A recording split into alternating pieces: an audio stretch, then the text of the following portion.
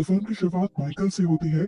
वो और उसके डैड दोनों मॉर्टिशियंस हैं जो मरे हुए लोगों की बॉडी वॉश करते हैं। फिल्म के स्टार्ट में ही ये फ्यूनरल के लिए एक लेडी की बॉडी को तैयार कर रहे थे जिसने सुसाइड की थी। माइकल अपने डैड से पूछता है कि इसने सुसाइड कैसे की, तो उसके डैड उसे समझाते हैं, देखो बेटा, हमारा काम सिर्फ लोगों की बॉडी को फ्यूनरल के लिए तैयार करना होता है, उनकी मौत के बारे में जानना हमारे लिए बेहतर नहीं। उस औरत की बॉडी पर मरते हुए एक ब्रेसलेट था और एक अजीब सा डेविल वाला टैटू भी बना था। फिर आज रात में माइकल अपने दोस्त से मिलता है और उसे बताता है कि उसने सेमिनरी कॉलेज को ज्वाइन करने का फैसला किया है। सेमिनरी कॉलेज असल में क्रिश्चियंस का कॉलेज है जहाँ पर प्रीस्ट बनने की पढ़ाई की जाती है। उसके फ्रेंड ने पूछा, तुम प्रीस्ट क्यों बनना चाहते हो, तुम्हारे तो ग्रेड्स भी इतने अच्छे हैं।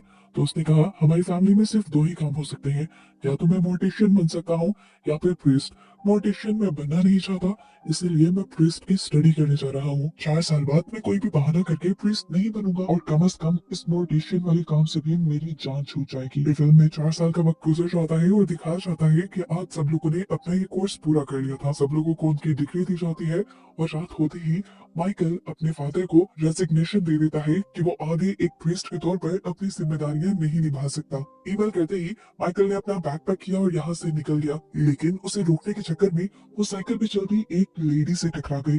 वो लड़की दूर जाकर गिरी और उसके ऊपर से एक वैन चल गई। लड़की बहुत ज्यादा जख्मी हो गई थी। इस एक्सीडेंट को देखकर माइकल भी वापस उन तक आया। माइकल ने देखा कि उस लड़की की हालत बहुत ज्यादा खराब थी। इस टाइम माइकल का हुलिया बिल्कुल एक प्रीस्ट जैसा था। तो उस लड़की ने माइकल को देखकर कहा कि प्लीज मुझे ब्लेसिंग दे कि मेरी मौत आराम से आ जाए। हालांकि माइकल ये सब करना नहीं चाहता था, लेकिन वो एक मरती हुई लड़की को इनकार भी नहीं करना चाहता था, इसलिए उसने एक प्रीस्ट के तौर पर उसे ब्लेसिंग दे दी। खैर अगले दिन अब दोबारा फादर माइकल से मिलते हैं और उससे कहते हैं कि मैं तुम्हारा वो लेटर आगे नहीं सेंड कर रहा। मुझे लगता है कि तुम बहुत अच्छे प्रीस्ट भी बन सकते हो और एक्सोर्सिस्ट भी बन सकते हो। एक्सोर्सिस्ट की पोस्ट भी काफी अच्छी होती है, पर वैसे भी हर साल इस दुनिया में डिमोनिक एक्टिविटीज बढ़ रही है। तुम्हारा एक्सोर्सिस्ट बनना इस दुनिया के लिए भी फायदेमंद साबित हो सकता है। लेकिन माइकल ने कहा, फादर मुझे प्रीस्ट बनने में कोई इंटरेस्ट नहीं है। तो फादर ने बताया कि अगर तुम प्रीस्ट नहीं बनोगे तो चर्च तुम्हारी सारी स्कॉलरशिप तुम्हारी लोन में बदल देगी और तुम्हें उसे फिर पे करना पड़ेगा। माइकल बेचारा क्या करता, अब उसे फादर की बात माननी पड़ी और वो एक्सोर्सिस्ट बनने के लिए तैयार हो गया। हालांकि उसे एक्सोर्सिज्म पे और डिमोनिक एक्टिविटीज पे बिल्कुल भी बिलीव नहीं था, लेकिन क्योंकि इस ट्रिप के उसे पैसे मिल रहे थे तो उसने अपना टाइम पास करने का ही सोचा। पहली क्लास शुरू हो जाती है। फादर सभी बच्चों को बताते हैं कि एक्सोर्सिज्म करने से पहले हमें इंसान की मेंटल और फिजिकल हेल्थ को देखना पड़ता है। मेंटल इलनेस और डिमोनिक सिंड्रोम की निशानियां लगभग एक जैसी होती हैं, लेकिन डिमोनिक सिंड्रोम में इंसान लोगों से कट के रहता है, लगातार पेन में रहता है और किसी से बात करना पसंद नहीं करता। इसी क्लास में माइकल एक जर्नलिस्ट से मिलता है जो अपना जर्नल लिखने के लिए ये कोर्स कर रही थी। इसी क्लास के दौरान फादर ने माइकल का एक्सोर्सिज्म पे बिलीव ना होना नोटिस कर लिया था, इसीलिए वो माइकल को फादर लोडस से मिलने को कहते हैं जो एक्सोर्सिज्म में बहुत ज्यादा एक्सपर्ट थे। उनकी बात मानते हुए माइकल उनके घर चला जाता है, जो घर बिल्कुल एक खंडर जैसा था।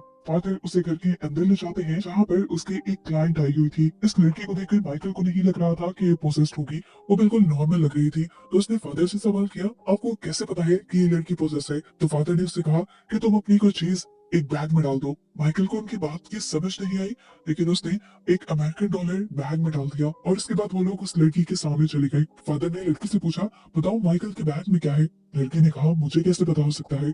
फादर ने उसे गेस करने को कहा। लड़की ने गेस करने से मना कर दिया। फादर ने उस पे जोर डालना शुरू किया तो उसके अंदर का डीमन जाग गया और आखिर उस लड़की ने बता दिया कि माइकल के बैग में एक अमेरिकन डॉलर है, जिसे बाद में माइकल ने निकाल के भी दिखा दिया। और यहाँ फादर ने बताया कि पोजेस्ड हुए लोगों को डिमोनिक पावर्स की वजह से छुपी हुई चीजों का भी इल्म होता है और यही पोजेशन की सबसे बड़ी निशानी है। अब फादर उसका एक्सोर्सिज्म शुरू कर देते हैं। उसके सर पे हाथ रखते हुए वो लैटिन में बहुत सारे मंत्र पढ़ते हैं, जिसकी वजह से डेमन को बहुत ज्यादा दर्द हो रहा था और वो फादर को अजीबो गरीब गालियां भी दे रहा था। लेकिन फादर ने अपना काम जारी रखा और आखिर वो डीमन कंट्रोल में आ गया। ये दोनों यहाँ से चले गए और फिर माइकल ने फादर से सवाल किया कि क्या डीमन चला गया है? फादर ने कहा, नहीं, अभी वो सिर्फ कंट्रोल में आया है। डीमन को भगाने में और स्पिरिचुअलिज्म में काफी सारा वक्त लग जाता है और ये बहुत पेशेंस का काम है। खैर माइकल अब वापस अपने हॉस्टल में चला जाता है और वहां जाकर जैसे ही वो पॉकेट में हाथ डालता है तो उसकी पॉकेट से एक ब्रेसलेट निकलता है। ये उस लेडी का था जिसे मूवी के स्टार्ट में उसने फ्यूनरल के लिए तैयार किया था। ये उसकी पॉकेट में कैसे आया था? ये जानने के लिए वो अगले दिन दोबारा फादर लूकस के पास जाता है और उससे कहता है कि आप दोबारा उस लड़की को बुलाएं और उससे पूछें क्या ये ब्रेसलेट उसने मेरी पॉकेट में डाला था। उस लड़की को बुलाया जाता है और उससे इस ब्रेसलेट के बारे में पूछा जाता है, तो लड़की कहती है कि यह ब्रेसलेट शैतान ने डाला है। अब फादर उसके अंदर के शैतान को भड़काना शुरू कर देते हैं और माइकल ये ब्रेसलेट दोबारा उस लड़की के हाथ में बांध देता है। शैतान के ऊपर ही वो लड़की जैसे पागल सी हो जाती है और माइकल से कहती है, वो औरत याद है जिसे तुमने उस दिन नहीं लाया था, वो लड़की तुम्हें हेलो बोल रही है। उसकी ऐसी हालत देखकर फादर उसे कंट्रोल करने लग जाते हैं, जबकि शैतान उस लड़की के ऊपर हावी होकर माइकल का भी गला दबाने लगता है। तब फादर उस लड़की का कान पकड़कर दोबारा कुछ पढ़ना शुरू करते हैं, जिससे शैतान को बहुत ज्यादा तकलीफ होती है और उस लड़की को भी वॉमिट होने लग जाती है। उसकी वॉमिट में लकड़ी के कुछ टुकड़े और खून निकल रहा था और आखिर वो रिलैक्स भी हो गई। यहाँ पर एक मर्तबा के लिए हमें लगा कि उसके अंदर का शैतान निकल चुका है, लेकिन ऐसा नहीं था। वो अभी भी सिर्फ कंट्रोल नहीं आया था। आज के इस हादसे के बाद माइकल को थोड़ा बहुत एक्सोर्सिज्म पे बिलीव होने लगा था। अगले दिन फादर लूकस दोबारा उसे अपने घर बुलाते हैं, क्योंकि उन्हें एक और एक्सोर्सिज्म के लिए किसी के घर जाना था। आज मौसम काफी ठीक था, लेकिन फिर भी फादर ने उसे एक अम्ब्रेला दी थी और कहा कि रास्ते में बारिश हो जाएगी। माइकल को उनकी बात अजीब लगी, लेकिन ये लोग चल पड़े और रास्ते में सच में बारिश हो गई। ये लोग अब उस बच्चे के घर गए जिसका कहना था कि उसे एक डिमोनिक हॉर्स तंग करता है। उसकी कमर पर एक हॉर्स के मारने के निशान भी थे और वो इन चीजों से बहुत ज्यादा तंग था। खैर फादर अब उसका एक्सोर्सिज्म शुरू कर देते हैं और उसके एक्सोर्सिज्म के बाद बच्चा माइकल को देखकर अपनी मॉम के कान में कुछ अजीब सी बात कहता है, जिससे उसकी मॉम उसे डांट देती है और ऐसी कोई बात ना कहने को बोलती है। उसके एक्सोर्सिज्म के बाद फादर और माइकल दोनों अपने घर आ जाते हैं, जहाँ फादर को कॉल आती है और पता चलता है कि उनकी पहली पेशेंट जिसका नाम रोजरिया था, उसने सुसाइड करने की कोशिश की है और उन्हें फौरन हॉस्पिटल बुलाया जाता है। इस टाइम रोजरिया की हालत बहुत ज्यादा खराब थी, कोई भी उसे हैंडल नहीं कर पा रहा था। उसकी आवाज भी शैतानी हो चुकी थी। जब फादर उसके ऊपर एक्सोर्सिज्म परफॉर्म करते हैं तो फादर को दूर धकेल देती है और सबसे कहती है कि तुम सब मुझसे डरो। तो माइकल कहता है, क्यों, तुम तो हो ही नहीं। इससे उस डीमन को भी गुस्सा आ जाता है, जिसे फादर दोबारा एक्सोर्सिज्म करके शांत करते हैं और ये लोग बाहर आ जाते हैं। बाहर आकर फादर लूकस बहुत ज्यादा गुस्से में थे, क्योंकि माइकल को उस डीमन के सामने ऐसी बात नहीं कहनी चाहिए थी। इससे एक्सोर्सिज्म खराब हो सकता था, लेकिन माइकल अभी भी इन चीजों को डिनाई करके यहाँ से चला जाता है। अगली सुबह हम दोबारा रोजरिया को देखते हैं, जिसकी तबीयत बहुत ज्यादा खराब हो रही थी। इस टाइम उसके ऊपर शैतान भी हावी था। उसके पास कोई भी नहीं था, हाथ पांव भी उसके बंधे हुए थे। बहुत मुश्किल से वो अपने आप को घसीटते हुए अलार्म के बटन तक ले जाती है और जब तक ये लोग उसके रूम तक आते हैं तो देखते हैं कि रोजरिया और उसका पैदा हुआ बच्चा दोनों मर चुके थे। ये बात जैसे ही फादर लूकस को पता चली, फादर लूकस बुरी तरह टूट गए। अब तो फादर लूकस का भी अपने एक्सोर्सिज्म से और गॉड से बिलीफ उठता जा रहा था। वो यहाँ से चले जाते हैं और अब हम देखते हैं कि माइकल उस जर्नलिस्ट से मिलने के लिए आया है। वो उस जर्नलिस्ट को सारी कहानी सुनाता है रोजरिया वाली, कि किस तरह रोजरिया के ऊपर एक डीमन ने कब्जा किया हुआ था। इन लोगों ने एक्सोर्सिज्म किया, उसके बावजूद भी रोजरिया मर गई। वो अभी तक इसी कश्मकश से नहीं निकल पा रहा था कि क्या ये सब चीजें ठीक होती भी है कि नहीं। खैर इस मीटिंग के बाद वो अपने हॉस्टल के रूम में आकर सो जाता है और जब उसकी आंख खुलती है तो वो अपने मोर्टिशियन वाले रूप में था। वो अपने पुराने घर में था। वो इस टाइम एक मुर्दे को नहीं ला रहा था कि तभी उसके पास कोई अजीब सा ओल्ड मैन आया। उसके डरावने हाथ थे। वो अपना हाथ कुछ इस तरह से माइकल के आगे करता है कि जैसे माइकल उसे चूमे, लेकिन माइकल उसे चूमने से पहले ही रुक जाता है। तो वो हाथ फिर माइकल के मुंह पे प्यार करता है और एकदम से उसका गला पकड़ लेता है। वो माइकल को दम घोट कर मारना चाह रहा था, लेकिन एकदम से माइकल की आंख खुल गई और हमें दिखाया गया कि ये सब माइकल का डरावना ख्वाब था। इस टाइम माइकल के दरवाजे पे कोई नॉक भी कर रहा था। माइकल ने जाकर देखा, यहाँ पर फादर आए थे जो उसे फौरन घर जाने को कहते हैं, क्योंकि उसके डैड की तबीयत बहुत ज्यादा खराब थी। फादर ने उसकी फ्लाइट का इंतजाम भी कर दिया था। माइकल एयरपोर्ट तक भी पहुंच गया, लेकिन उसे पता चला कि किसी हादसे की वजह से सारी फ्लाइट्स बंद हो चुकी हैं। माइकल टूट कर अपने हॉस्टल रूम में वापस आ जाता है और देखता है कि अब उसका पूरा रूम मेंढकों से भरा हुआ था। खैर इस सीन के बाद हमें दोबारा फादर लूकस को दिखाया जाता है, जो अब शीशे के सामने खड़े शेव कर रहे थे और एकदम से उन्होंने अपने गाल पे कट लगा लिया। उनकी ऐसी अजीब हरकतों की वजह ये थी कि फादर लूकस असल में पोजेस्ड हो गए थे। क्रिश्चियनिटी में माना जाता है कि अगर कोई प्रीस्ट एक्सोर्सिज्म करने में फेल हो जाए तो डिमोनिक पावर उसे ही पोजेस कर लेती है, और फादर लूकस के साथ भी कुछ ऐसा ही हुआ था। असल में वो रोजेरिया का एक्सोर्सिज्म ठीक तरीके से परफॉर्म नहीं कर पाए थे। वो उसके डीमन को जब कंट्रोल नहीं कर पाए तो उनका अपना ही फेथ कम होने लगा। उनका जब फेथ कमजोर हुआ तो डीमन ने उन्हें ही पोजेस करना शुरू किया, और उनके पोजेशन की निशानी ये भी थी कि उन्हें बारिश होने का पहले से ही पता चल गया था। ये भी डिमोनिक पावर की वजह से हुआ था। और जब वो बच्चे का एक्सोर्सिज्म करने गए थे तब भी वो बच्चे की कमर पे घोड़े के पाँव का निशान देखकर जोर जोर से हंसने लगे। असल में उस टाइम उनके अंदर डीमन ही था, और अब रोजेरिया के मरने के बाद उनका अपना फेथ बिल्कुल खत्म हो चुका था।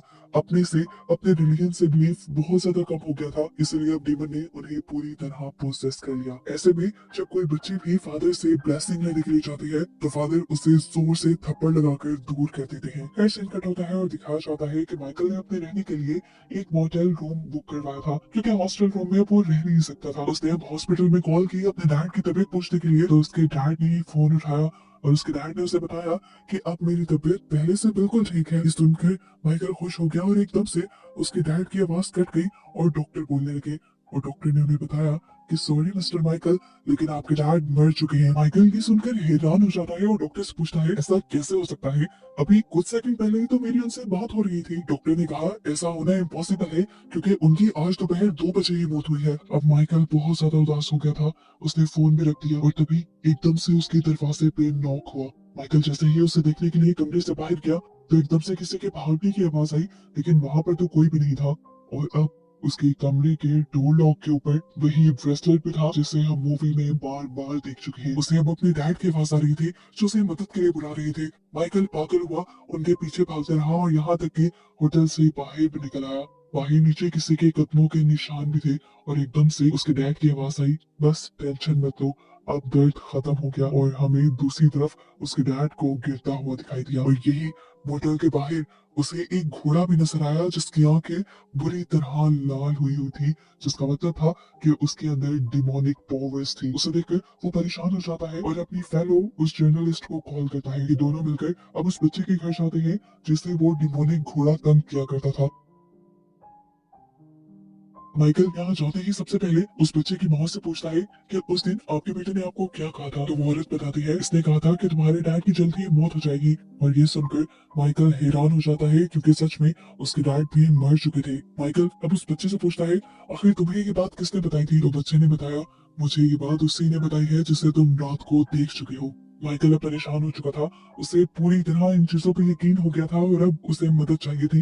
वो मदद के लिए फादर लूकस के घर जाते हैं तो देखते हैं कि फादर लूकस तो बारिश के नीचे बैठे हुए थे, अपने आप को भुलाए। उन्हें कुछ पता नहीं था, वो शायद होश में ही नहीं थे। जर्नलिस्ट और माइकल उनको उठाकर उनके घर के अंदर लेकर जाते हैं। घर आने के बाद फादर थोड़े से होश में आए थे। उन्होंने माइकल से कहा कि तुम फौरन ही चर्च से फादर को बुला लो जो तुम्हारे टीचर हैं, क्योंकि ये डीमन बहुत ही ज्यादा चालाक है और ये सब करने से पहले तुम मुझे जरूर बांध देना। माइकल समझ गया था कि फादर लूकस भी उस डीमन की पोजीशन में आ चुके हैं। वो जल्दी से चर्च कॉल करता है तो उसे पता चलता है कि फादर जेवियर तो आउट ऑफ टाउन थे और 2 दिन बाद आने वाले थे। सिचुएशन को कंट्रोल करने के लिए अब वो क्या भी करते, माइकल खुद ही एक्सोर्सिज्म परफॉर्म करने का फैसला करता है। लेकिन क्योंकि माइकल को पहले एक्सोर्सिज्म पे बिलीव नहीं था, उसका फेथ ज्यादा अच्छा नहीं था, तो यहाँ डीमन उसे ही कमजोर करने की कोशिशों में लग जाता है। ये शैतान अब फादर लूकस को भी बहुत ज्यादा तंग कर रहा था, उन्हें दर्द दे रहा था, इसलिए माइकल और जर्नलिस्ट फादर को बिठाकर कुर्सी से बांध देते हैं। लेकिन ये शैतान बहुत ज्यादा ताकतवर था, कुर्सी पर बैठे हुए ही उसने उस लड़की को बेहोश कर दिया और अपनी रस्सियां तोड़कर एकदम से उसने माइकल के ऊपर हमला कर दिया। उसने माइकल का गला पकड़ लिया और उसके दिमाग को भी अपने कंट्रोल में करने लगा। वो माइकल को पोजेस करके उससे पूछता है बताओ तुम किस पे यकीन रखते हो, बताओ कि मैं कौन हूँ, मैं कितना ताकतवर हूँ। उसकी बातों से माइकल पोजेस होने लगता है और कहने लगता है हाँ तुम डीमन हो, तुम सबसे ज्यादा ताकतवर हो और मैं डीमन पे बिलीव करता हूँ। हालांकि ये सब कहते हुए उसके दिमाग में बार बार गॉड की याद आ रही थी, उन सब पलों की याद आ रही थी जब जब वो अपनी मॉम के साथ चर्च में जाता था, जब उसकी मॉम उसे गॉड के बारे में बताती थी। उसके हाथ में इस टाइम क्रॉस भी था जिसे उसने अच्छे से पकड़ा हुआ था। लेकिन जब उसने डीमन से ये कहा कि हाँ मैं तुम पे बिलीव करता हूँ, तो उसकी आंखें बदल गई, बिल्कुल सफेद पड़ गई। यानी डीमन उसे अच्छी तरह पोसेस कर चुका था। इससे पहले कि डीमन अब उससे भी कोई नुकसान पहुंचाता, उसे वो पल याद आ जाता है जब उसकी मॉम ने उसे गॉड की पिक्चर दी थी। और उसी टाइम माइकल कह देता है, नहीं मैं तुम पर नहीं, मैं गॉड पे बिलीव करता हूँ, मैं गॉड को एक्सेप्ट करता हूँ अभी और इसी वक्त। ये कहते ही माइकल की आंखें दोबारा नॉर्मल हो जाती हैं। वो जब अपने फेथ को अपनाता है तो एकदम से उसकी पावर्स वापस आ जाती हैं, और इन्हीं पावर्स से वो उस डीमन को कंट्रोल करने लगता है और उससे उसका नाम पूछता है। अब डीमन भी कमजोर हो गया था। जैसे ही डीमन ने अपना नाम बताया तो वो फादर लूकस की बॉडी छोड़ गया और सीन यहीं से कट हो गया। हमें अगले दिन एक नई सुबह दिखाई गई, जिसका मतलब था कि अब उस डीमन का साया इस दुनिया से जा चुका है। यहाँ पर फादर लूकस माइकल का शुक्रिया अदा करते हैं और मूवी यहीं पर खत्म हो जाती है।